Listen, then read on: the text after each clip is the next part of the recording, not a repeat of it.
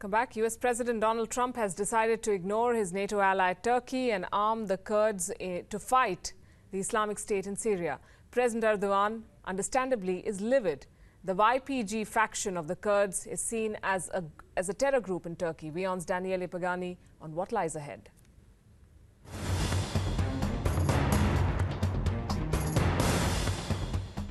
The President authorized the Department of Defense to equip Kurdish elements of the Syrian Democratic Forces as necessary to ensure a clear victory over ISIS in Raqqa, Syria. The SDF, partnered with enabling support from U.S. and coalition forces, are the only force on the ground that successfully seize Raqqa in the near future. President Donald Trump has finally acted on his plan to arm the Syrian Democratic Forces against the Islamic State. The United States will send them anti-tank missiles, and the Kurds of the YPG, the People's Protection Unit, were quick to respond. Their spokesman, Redurk Shelil, said, and here I quote, "Our forces welcome this historic decision and declare that we will build a Syria where all peoples will live together freely, defeating the dark powers with the support of the international coalition forces." The irony here is not to be missed though. United States anti-tank missiles will arm the YPG, an openly communist guerrilla organization which, along with Arab fighters, makes up the Syrian Democratic Forces, which are now within striking distance of Raqqa, the capital city of the Islamic State in Syria. The Syrian Democratic Forces are now only 50 kilometers from Raqqa. They can count on nearly 40,000 soldiers ready to attack. There are many women fighting within their ranks. The United States has left many unhappy though. Syria's President Assad does not want a Kurdish-controlled area in Syria. Turkey's President Recep Tayyip Erdogan's government considers the YPG a terrorist organization and a direct threat to his country.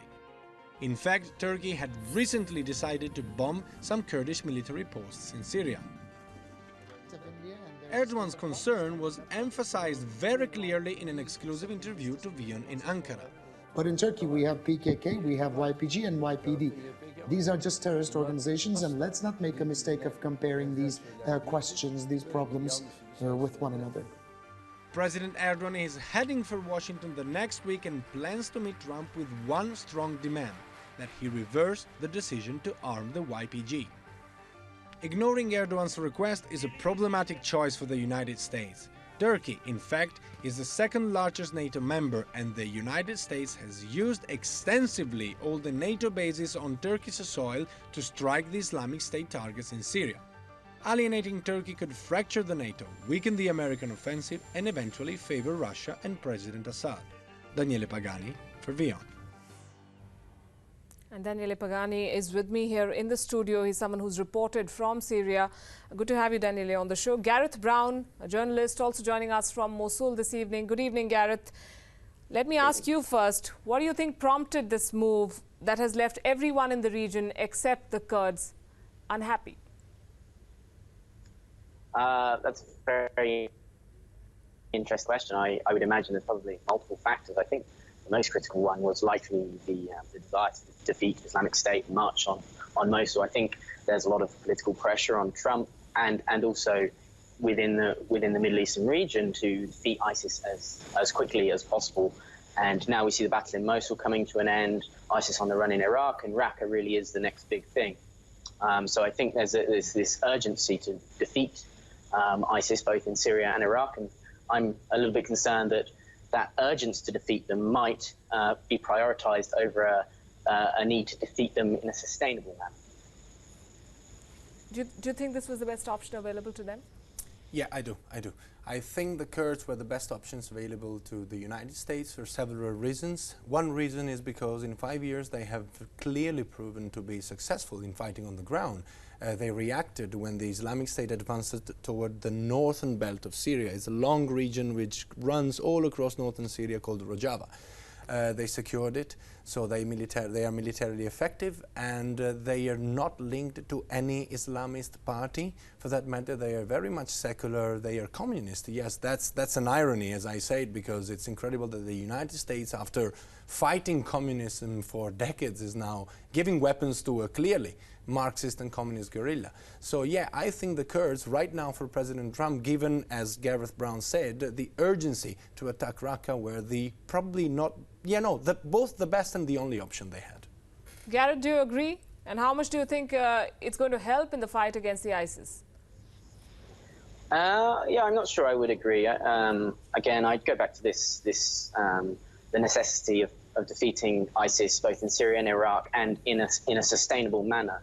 When it comes to the Kurdish groups we're talking about, they form the overwhelming majority of the SDF with a very small Arab contingent fighting alongside them. The issue is that these areas, they're now fighting outside of Kurdish populated areas. They're fighting in Sunni Arab areas. And the kind of Kurdish, the high-ranking Kurdish officials who dominate the SDF, the Syrian Democratic Forces, are extremely unpopular with the tribal leaders in these parts of Syria where we're going to see the fighting over the next few months.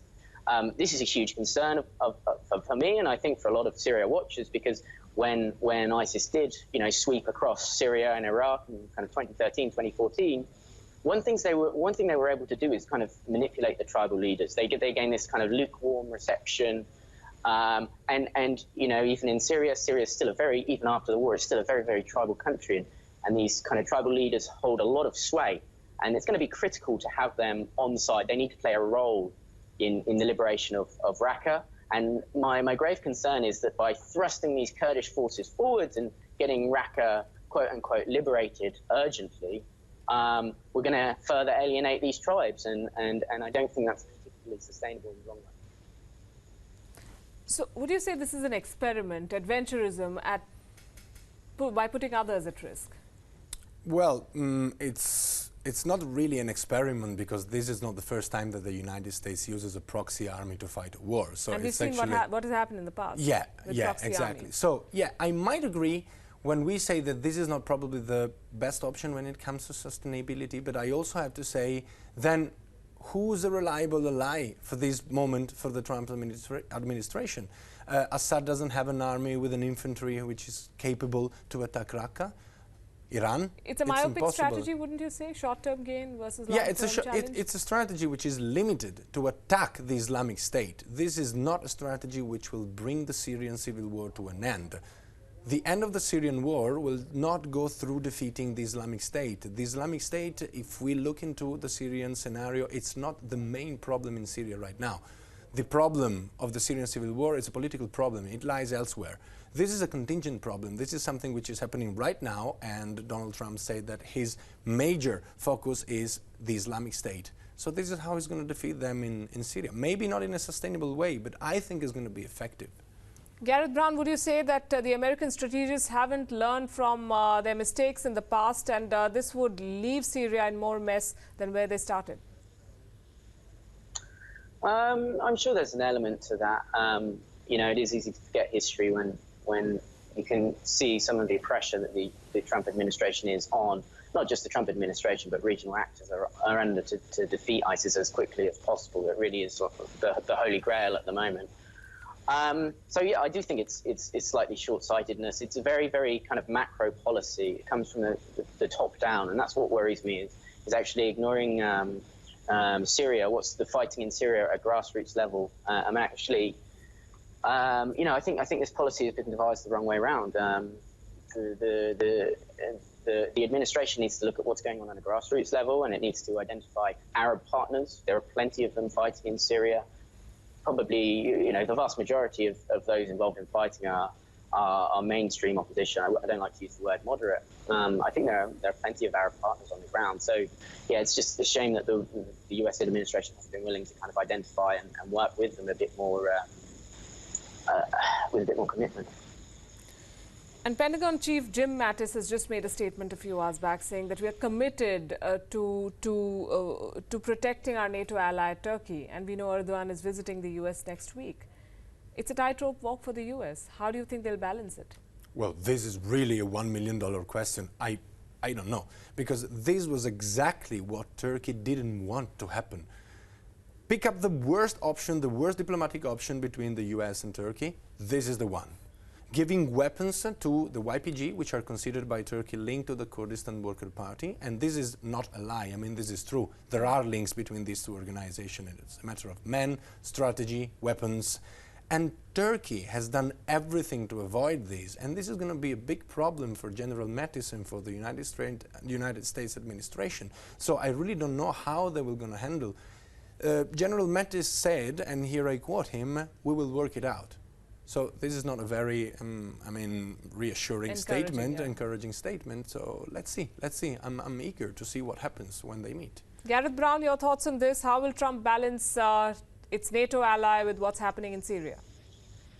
I think there are certainly other things that the United States can offer Turkey to keep it sweet, but they're obviously going to have other costs attached to them. Notably, I mean, the idea that springs to mind immediately is Fethullah Gulen, who's the Islamist cleric who is widely believed to have led the attempted coup in July, and he's currently in the United States. Turkey have asked the US repeatedly to extradite him, and US courts have refused. But we know Trump. Trump's only been in office for a few months, and he doesn't seem to care what the Constitution or American law says. And I can potentially see some sort of deal there. Perhaps the US will hand over Gulen to Turkey in exchange for this. There are other things that it's certainly in America's interest to keep Turkey on side. And as bashful as the administration has been at times, there are some very strategic thinkers who are devising policy in the Middle East region. People like Mattis and McMaster, Joel Rayburn, and it wouldn't surprise me at all if there was potentially some sort of deal struck. Can I say one more thing? Also, we have to take into account the fact that in this moment Turkey is pretty weak. Yes, it is the second largest member of the NATO, but politically speaking on the international scenario is pretty weak. They don't have a foothold in Iraq where they wanted to in the Mosul campaign. They do not have a proper presence in Syria because President Assad and President Erdogan do not certainly get along. Okay, they have been fighting against each other, politically speaking, for a long time. So we'll see. Probably General Mattis, when he said that they will work it out, meant that somehow Turkey will have to accept this United States decision because they are not in the position not to accept the decision. Probably that's another element. This is also an Erdogan who's coming after a strong domestic mandate. Can the US see him as a pushover? Strong domestic I would argue on the word strong. How strong that really was. I mean, how strong it is really. A good 25. Let's say his stranglehold on Turkey has tightened. Yes, okay, that's definitely true, but this is not about Turkey itself. Okay, so the problem is, what will they do? Will they walk out of the NATO? Let's not forget that the NATO is also a protective collectivity. I mean, if one NATO member gets... And Donald Trump has said we don't care about NATO, then they're coming back to say... Yeah, I also doubt that's really the truth. I mean, I bet he does care about NATO. He only wants other members to pay more for the NATO participants, even though the NATO has been one of the foreign affairs policy instruments of the United States, so I don't see why other countries should pay more than them, but this is the case. Right. So we'll see how it plays out. Next week, Erdogan visiting the US, and of course, we will keep track. Thanks very much, Daniele, Pagani and Gareth Brown, for joining us and giving us your inputs on this. And we are staying with the subject of US President Donald Trump. He has defended his decision to sack FBI Chief James Comey. We're told his successor will be announced in 48 hours. Top candidates are being interviewed as we speak, but the entire episode has left the government in a bigger mess than before. Here's a report.